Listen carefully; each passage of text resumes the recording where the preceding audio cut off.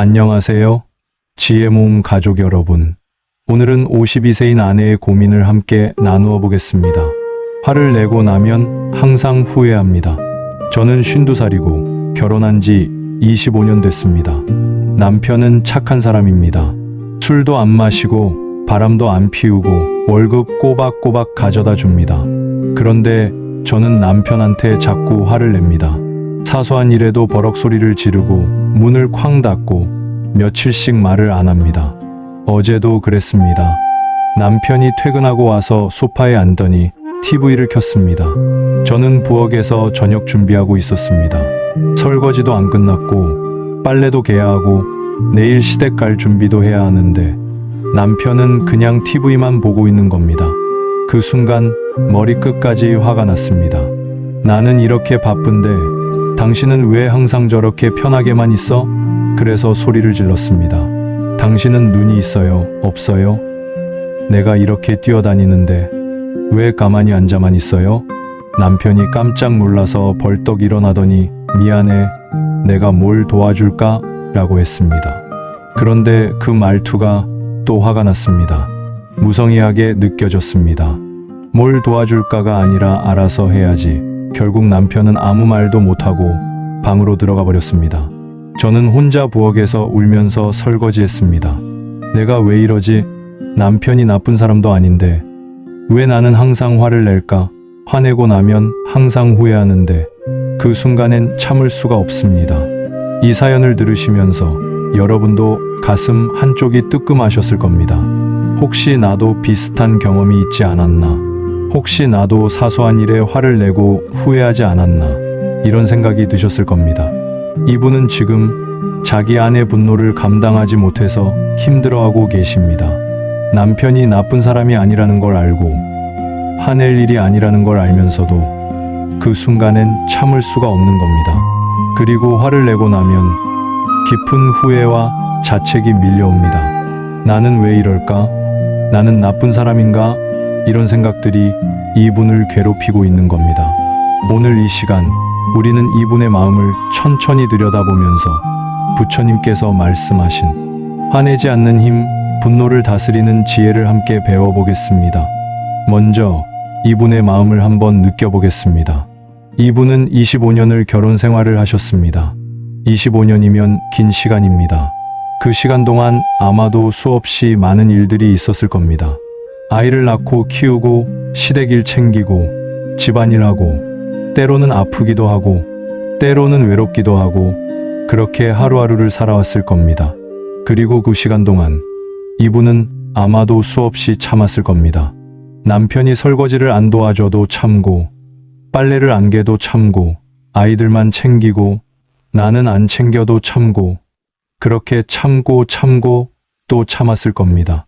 왜냐하면 착한 아내여야 한다고 생각했으니까요. 현명한 엄마여야 한다고 생각했으니까요. 그런데 그렇게 참은 것들이 쌓이고 쌓여서 어느 순간 작은 일에도 폭발하는 겁니다. 부엌에서 혼자 저녁 준비하는데 남편은 소파에 앉아서 TV를 보고 있습니다. 사실 이건 많은 가정에서 흔한 풍경입니다. 그런데 왜 이분은 그 순간 화가 났을까요?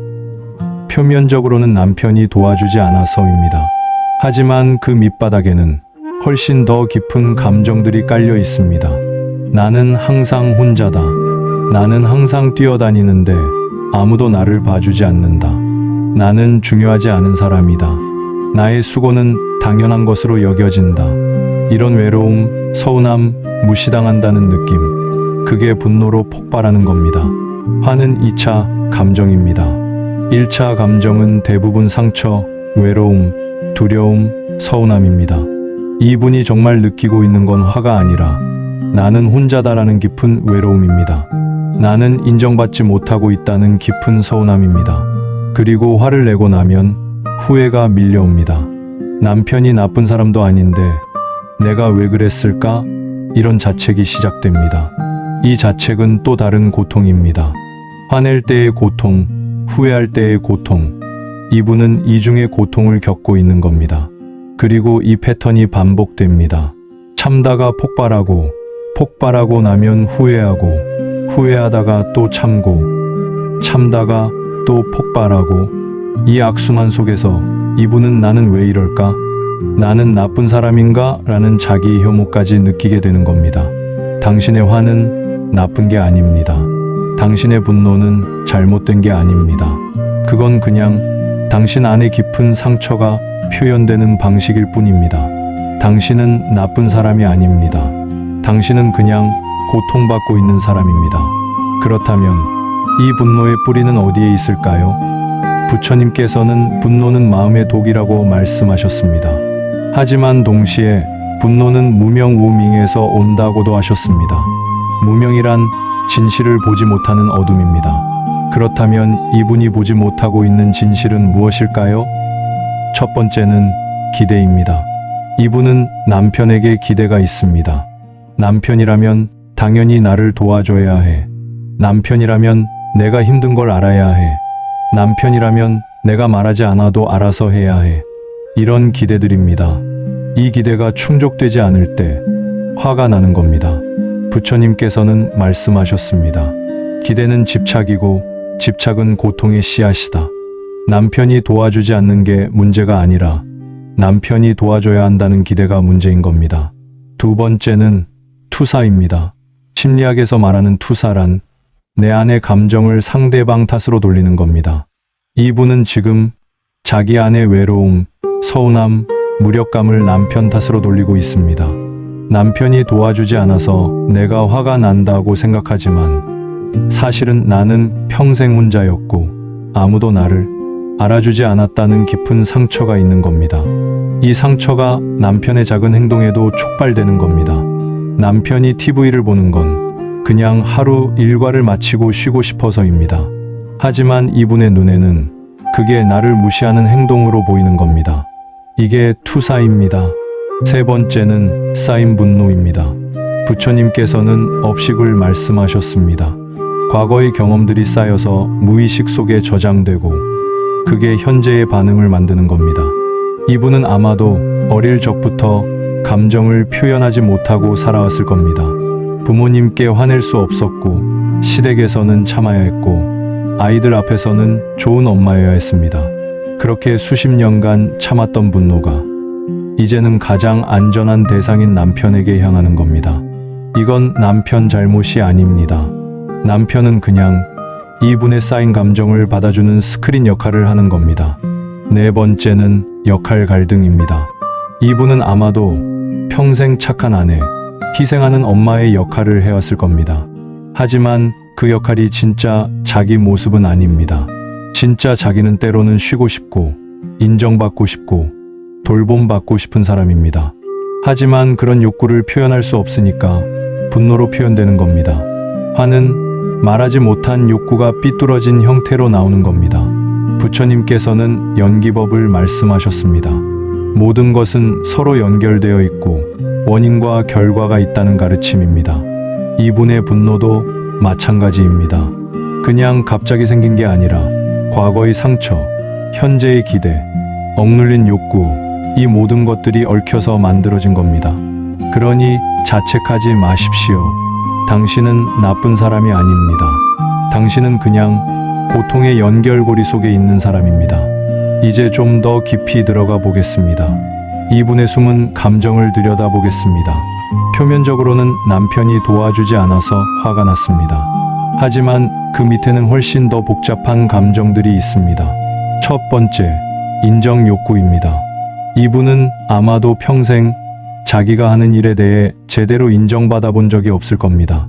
밥을 해도 맛있다는 말 한마디 없고 빨래를 해도 당연하게 여겨지고 집을 깨끗하게 해놔도 아무도 알아주지 않습니다. 이렇게 수십 년을 살다 보면 나는 투명인간인가? 라는 생각이 듭니다. 그래서 남편이 TV를 보고 있는 모습이 단순히 쉬는 모습이 아니라 나를 무시하는 모습으로 보이는 겁니다. 이분이 정말 원하는 건 남편이 설거지를 도와주는 게 아니라 남편이 당신 수고했어, 고마워라고 말해주는 겁니다. 인정받고 싶은 겁니다. 두 번째, 무력감입니다. 이분은 아마도 자기 인생을 스스로 선택하지 못했다는 느낌이 있을 겁니다. 결혼하고 아이 낳고 시댁 모시고 이 모든 게 자기가 원해서가 아니라 당연히 해야 하는 것처럼 느껴졌을 겁니다. 그렇게 살다 보면 내 인생은 어디 있지? 나는 뭘 위해 사는 거지? 라는 공허함이 옵니다. 이 무력감이 분노로 표현되는 겁니다. 화는 역설적으로 내가 아직 살아있다는 증거입니다. 아무것도 느끼지 못하는 것보다 화라도 내는 게 나은 겁니다. 그래서 이분은 무의식적으로 화를 통해 나는 여기 있다를 표현하는 겁니다. 세 번째, 경계 침해입니다. 이분은 아마도 평생 자기만의 경계를 지켜본 적이 없을 겁니다. 시어머니가 부르면 가야 했고, 남편이 원하면 맞춰야 했고, 아이들이 필요로 하면 달려가야 했습니다. 자기 시간, 자기 공간, 자기 욕구, 이런 게 없었습니다. 그렇게 살다 보면 자기 존재가 희미해집니다. 그래서 아주 사소한 일에도 경계를 침해받았다고 느끼는 겁니다. 남편이 TV를 보는 건 사실 경계 침해가 아닙니다. 하지만 평생 경계를 지키지 못했던 이분에게는 모든 게 침해처럼 느껴지는 겁니다. 그리고 남편의 마음도 한번 보겠습니다. 남편은 아마도 아내가 왜 화를 내는지 정말 모를 겁니다. 나는 월급 다 가져다 주고 바람도 안 피우고 술도 안 마시는데 대체 뭐가 문제야? 이런 생각을 할 겁니다. 그리고 아내가 화를 낼 때마다 또 시작이네라는 피로감을 느낄 겁니다. 하지만 남편도 몰라서 그런 겁니다. 아내가 원하는 게 설거지 도움이 아니라 인정이라는 걸, 아내의 화 뒤에 깊은 외로움이 있다는 걸 남편은 모르는 겁니다. 부처님께서는 말씀하셨습니다. 무명은 어둠이다. 서로를 보지 못하게 만드는 어둠이다. 아내는 남편의 피로를 보지 못하고 남편은 아내의 외로움을 보지 못합니다. 둘 다 어둠 속에 있는 겁니다. 그렇다면 부처님께서는 분노를 어떻게 다스리라고 하셨을까요? 천천히 하나씩 살펴보겠습니다. 화가 날 때 가장 먼저 해야 할 일은 멈추는 겁니다. 부처님께서는 분노는 독을 든 창과 같다. 던지면 상대를 찌르지만 그 전에 먼저 내 손을 다친다고 말씀하셨습니다. 화가 나는 순간 소리를 지르거나 문을 쾅 닫거나 상처 주는 말을 하기 전에 멈추십시오. 그냥 3초만 멈추십시오. 그 3초 안에 깊게 숨을 들이쉬고 내쉬십시오. 그러면 분노의 충동이 조금 가라앉습니다. 화는 파도와 같습니다. 밀려왔다가 빠져나갑니다. 그 파도를 타지 말고 그냥 지켜보십시오. 아, 지금 내 안에 화가 밀려오고 있구나. 이렇게 관찰만 해도 화에 휩쓸리지 않게 됩니다. 두 번째는 감정에 정확히 이름을 붙이는 겁니다. 나는 지금 화가 났다. 여기서 멈추지 말고 더 들어가십시오. 왜 화가 났지? 진짜 화일까? 대부분의 경우 화 뒤에는 다른 감정이 있습니다. 외로움, 서운함, 무시당한 느낌, 두려움. 이걸 찾아내십시오. 예를 들어 사연 속 이분의 경우 화가 난 진짜 이유는 나는 혼자다는 외로움입니다. 이걸 알아차리면 남편한테 소리 지를 게 아니라 여보, 나 좀 외롭고 힘들어. 나 좀 봐줘라고 말할 수 있습니다. 감정에 정확한 이름을 붙이면 화가 아닌 다른 방식으로 표현할 수 있습니다. 세 번째, 자비심입니다. 부처님께서는 자비는 분노의 해독제라고 말씀하셨습니다. 화가 날 때 먼저 나 자신에게 자비를 베푸십시오. 나는 지금 힘들구나. 나는 지금 외롭구나. 나는 지금 고통받고 있구나. 자기 자신을 비난하지 말고 있는 그대로 인정하십시오. 그리고 상대방에게도 자비를 베푸십시오. 남편도 힘들겠구나. 남편도 하루 종일 일하고 와서 피곤하겠구나. 남편도 내 마음을 몰라서 답답하겠구나. 이렇게 자비를 베풀면 화가 조금씩 녹습니다. 자비는 화를 없애는 게 아니라 화를 부드럽게 만듭니다. 네 번째, 거울 마음법입니다. 남편이 도와주지 않는 건 내가 가치 없어서가 아닙니다. 남편이 TV를 보는 건 나를 무시해서가 아닙니다. 사람들은 자기 습관대로, 자기 생각대로 행동할 뿐입니다. 그게 나에 대한 평가가 아닙니다. 거울을 생각해 보십시오. 거울 앞에 누군가 화난 얼굴로 서 있으면 거울에도 환한 얼굴이 비칩니다. 하지만 그게 거울의 감정은 아닙니다. 거울은 그냥 반사할 뿐입니다. 마찬가지로 남편의 행동을 내 탓으로 받아들이지 마십시오. 남편은 남편의 이유로 행동하는 겁니다. 그게 나를 정의하지 않습니다. 5번째, 바른 말하기입니다. 부처님께서는 화내지 말고 말하라고 하셨습니다. 화를 내는 건 말을 하지 못해서입니다. 진짜 원하는 걸 말하지 못하고 쌓이다가 폭발하는 겁니다. 대신 화내기 전에 말하십시오. 여보, 나 지금 좀 힘들어. 도와줄 수 있어? 여보, 나 오늘 혼자 다 하니까 외로워. 옆에 있어 줄래? 이렇게 구체적으로 감정을 담아서 말하십시오. 화를 내면 상대는 방어적이 되지만 솔직하게 말하면 상대는 마음을 열게 됩니다. 6번째, 기대를 내려놓는 겁니다. 남편이라면 당연히 도와줘야 해라는 기대, 남편이라면 내 마음을 알아야 해라는 기대, 이걸 내려놓으십시오. 남편은 당신이 아닙니다. 남편은 당신 마음을 모를 수 있습니다. 그게 나쁜 게 아니라 당연한 겁니다. 기대를 내려놓으면 실망도 줄어듭니다. 대신 요청으로 바꾸십시오. 기대는 당연히 해야 해인데 요청은 해줄 수 있어? 입니다. 요청은 상대방에게 선택권을 줍니다. 그리고 거절당해도 덜 상처받습니다. 7번째, 중도입니다. 화가 날 때 극단적으로 폭발하지도 말고 극단적으로 참지도 마십시오. 중도는 건강한 거리를 두는 겁니다. 화가 나면 나 지금 화가 나서 말하면 안 될 말 할 것 같아. 30분 뒤에 얘기할게 라고 말하고 잠시 나가십시오. 산책을 하거나 방에 들어가거나 혼자만의 시간을 가지십시오. 그 시간 동안 화가 조금 가라앉습니다. 그리고 다시 돌아와서 차분하게 대화하십시오. 이게 중도입니다. 참지도 폭발하지도 않는 중간의 길입니다. 비슷한 상황 실제로 정말 많습니다. 화를 조절하지 못해서 고통받는 분들 정말 많습니다. 몇 가지 사례를 들어보겠습니다. 이분은 60대 남편인데 퇴직하고 집에만 있다 보니 아내한테 자꾸 화를 냈다고 합니다. 아내가 밥을 늦게 해도 화내고 TV 소리가 크다고 화내고 집이 어질러져 있다고 화를 냈습니다. 그러다가 어느 날 아내가 짐을 싸서 나가버렸습니다. 그제야 이분이 깨달았다고 합니다. 아, 내가 화낸 건 아내 잘못이 아니라 내가 무력하고 외로워서였구나. 퇴직하고 나니 자기 존재 가치를 못 느끼고 아무것도 할 게 없어서 불안했던 겁니다. 그 불안을 아내한테 화로 풀었던 겁니다. 상담을 받고 나서 이분은 아내에게 처음으로 사과했다고 합니다. 미안해. 내가 불안해서 당신한테 화풀이했어. 내가 잘못했어. 그리고 봉사활동을 시작했습니다.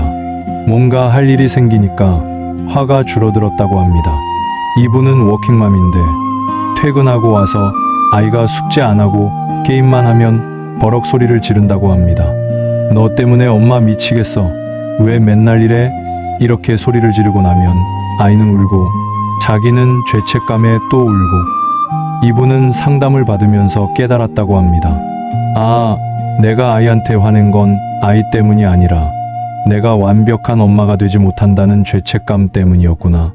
회사에서도 인정받고 싶고 집에서도 좋은 엄마가 되고 싶은데 둘 다 완벽하게 못하니까 자기 자신한테 화가 났던 겁니다. 그 화를 아이한테 향했던 겁니다. 지금은 아이한테 솔직하게 말한다고 합니다. 엄마가 오늘 회사에서 힘들었어. 그래서 기분이 안 좋아. 너한테 화낼 수도 있는데 그건 내 잘못이 아니야.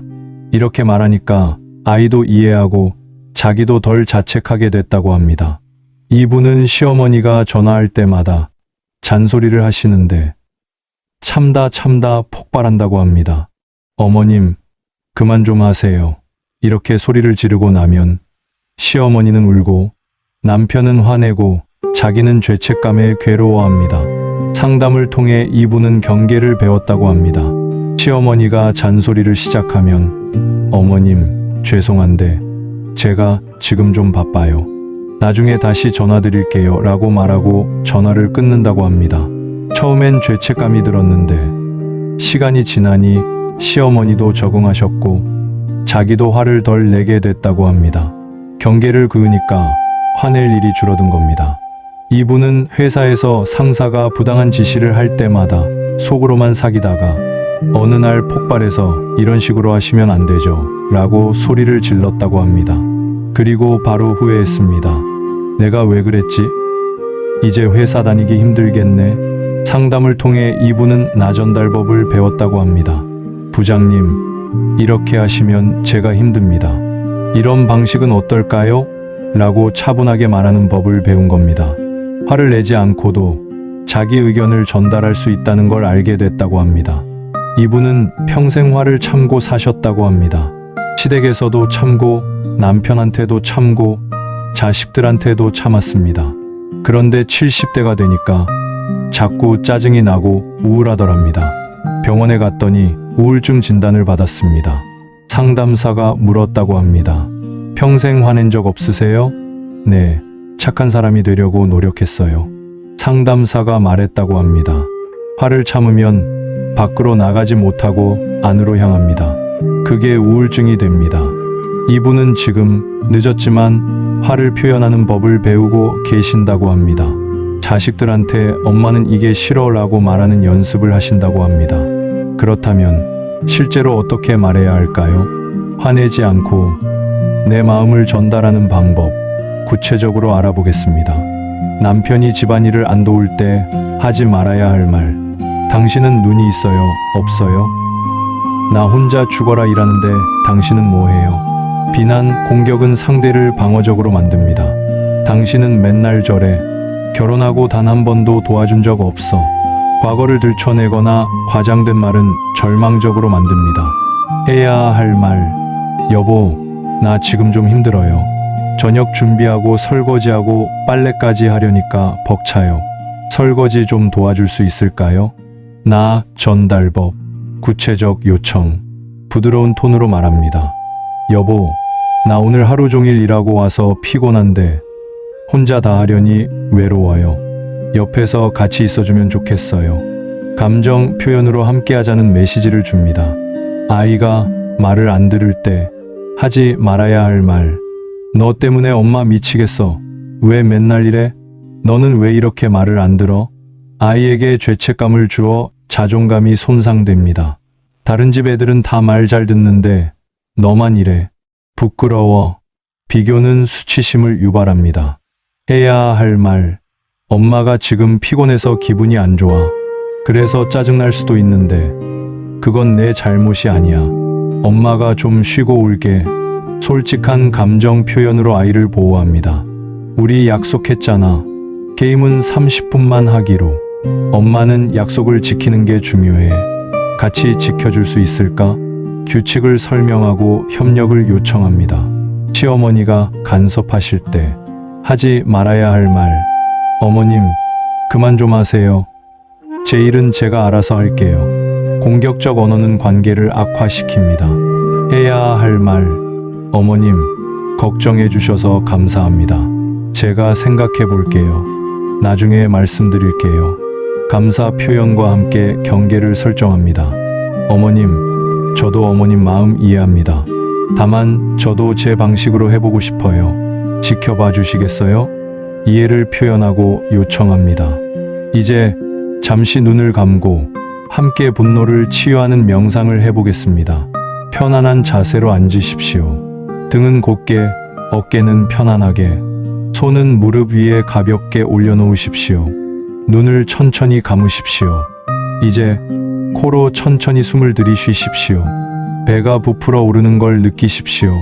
그리고 입으로 길게 내쉬십시오. 배가 들어가는 걸 느끼십시오. 들숨, 날숨, 들숨, 날숨. 몇 번 더 반복하십시오. 이제 마음속으로 천천히 말해보십시오. 나는 지금 화가 나는 내 모습을 인정합니다. 나는 때로 화를 냅니다. 그리고 그것은 괜찮습니다. 천천히 이 말을 음미하십시오. 나의 화는 나의 상처가 말하는 소리입니다. 나의 화는 나의 외로움이 표현되는 방식입니다. 나는 나의 화를 미워하지 않습니다. 나는 나의 화를 이해합니다. 이제 숨을 더 깊이 들이쉬면서 당신이 화를 냈던 사람을 떠올려 보십시오. 남편일 수도, 아이일 수도, 시어머니일 수도 있습니다. 그 사람의 얼굴이 보입니까? 이제 마음속으로 천천히 말해 보십시오. 당신도 고통받고 있습니다. 당신도 힘들고 외롭고 두렵습니다. 나의 화가 당신을 아프게 했습니다. 하지만 나는 당신을 미워하지 않습니다. 나는 당신도 나처럼 상처받은 사람임을 압니다. 당신 평안하기를, 당신의 고통이 치유되기를. 이제 가장 중요한 사람, 바로 나 자신을 떠올려 보십시오. 거울 속 나의 얼굴을 떠올려 보십시오. 화냈던 나, 후회했던 나, 자책했던 나, 그 모든 나를 보십시오. 마음속으로 천천히 말해 보십시오. 나는 충분히 잘하고 있습니다. 나는 완벽하지 않지만 그래도 괜찮습니다. 나는 때로 화를 내지만 그것은 나를 나쁜 사람으로 만들지 않습니다. 나는 나를 용서합니다. 나는 나를 사랑합니다. 나 평안하기를, 나의 화가 지혜로 바뀌기를, 나의 분노가 자비로 바뀌기를. 천천히 숨을 쉬면서 이 평안을 온몸에 퍼뜨려 보십시오. 가슴에서 시작해서 배로, 팔로, 다리로, 온몸 구석구석 평안이 퍼져나가는 걸 느껴보십시오. 이제 천천히 눈을 떠보십시오. 당신은 괜찮습니다. 당신은 사랑받을 자격이 있습니다. 일상 수행 7가지, 명상만으로는 부족합니다. 일상에서 실천할 수 있는 작은 수행들 함께 알아보겠습니다. 3초 멈춤 연습. 화가 나는 순간 반응하기 전에 3초 멈추십시오. 숫자를 세십시오. 하나, 둘, 셋. 그 3초 안에 심호흡을 하십시오. 이것만으로도 충동적인 화를 70% 줄일 수 있습니다. 감정 일기 쓰기. 매일 저녁 5분만 시간을 내서 감정 일기를 쓰십시오. 오늘 나는 이러한 상황에서 이러한 감정을 느꼈다. 그 이유는 뭐뭐 때문이다. 이렇게 쓰다 보면 내 화의 패턴이 보입니다. 나 전달법 연습. 당신이 이렇게 해서 화가 난다 대신 나는 이렇대 할 이러한 감정을 느낀다로 말하는 연습을 하십시오. 예를 들면 당신이 도와주지 않아서 화가 난다 대신 나는 혼자 할 때 외롭다. 타임아웃 사용하기. 화가 나면 나 지금 화가 나서 말하면 후회할 것 같아. 30분 뒤에 얘기할게 라고 말하고 잠시 자리를 피하십시오. 산책을 하거나 샤워를 하거나 음악을 들으십시오. 감사 표현 늘리기. 하루에 한 번 상대방에게 감사를 표현하십시오. 오늘 뭐뭐 해줘서 고마워. 감사를 표현하면 화낼 일이 줄어듭니다. 감사는 화의 해독제입니다. 신체 신호 알아차리기. 화가 날 때 몸에 나타나는 신호를 관찰하십시오. 주먹을 쥐는지, 얼굴이 화끈거리는지, 가슴이 답답한지. 이 신호를 알아차리면 화가 폭발하기 전에 멈출 수 있습니다.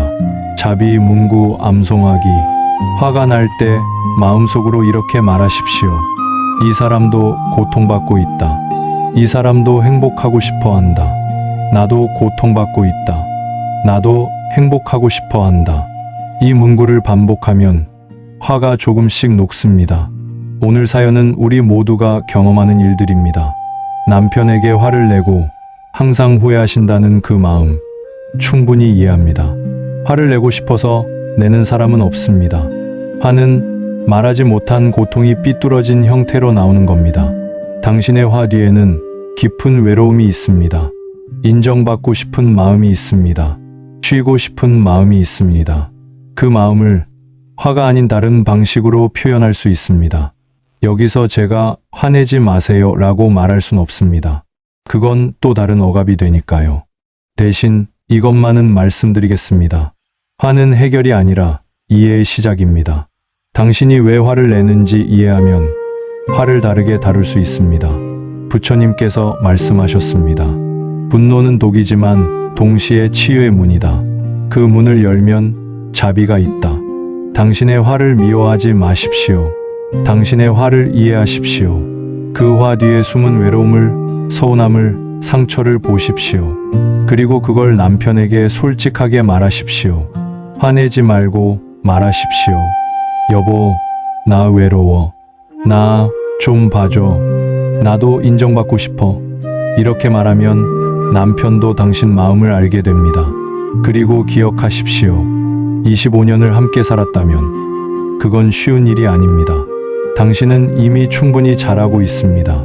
화를 낸다고 해서 당신이 나쁜 사람이 아닙니다. 당신은 그냥 고통받고 있는 사람입니다. 그 고통을 인정하고 이해하고 표현하는 법을 배우면 화는 조금씩 줄어들 겁니다. 오늘 이 시간 부처님의 말씀을 빌려 당신께 이 말을 전합니다. 화는 당신을 정의하지 않습니다. 당신은 화보다 훨씬 큰 사람입니다. 당신 안에는 자비가 있고 지혜가 있고 사랑이 있습니다. 그걸 믿으십시오. 당신의 삶에 평안이 깃들기를 기도합니다. 여기까지 들어주셔서 감사합니다. 다음에 또 뵙겠습니다. 본 영상은 특정 종교를 권유하거나 강요하지 않으며 부처님의 지혜를 현대 심리학과 결합하여 마음의 평안을 찾는 데 도움을 드리고자 제작되었습니다.